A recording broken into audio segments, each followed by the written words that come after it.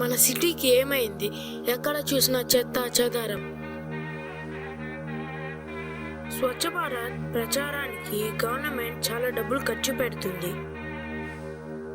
పారిశుధ్య కార్మికులని ఇంటింటికి పంపించి చెత్త కలెక్ట్ చేస్తుంది.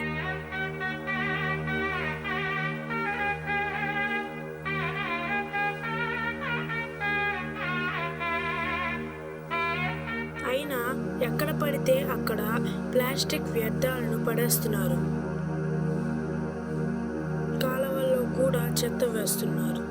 దీనివల్ల కాలువల్లో నీళ్ళు ఆగిపోయి డ్రైనేజ్ బాగా స్మెల్ వచ్చి అక్కడే మస్కిటోస్ గ్రోత్ అయ్యి దానివల్ల మనకి డిసీజెస్ వస్తున్నాయి.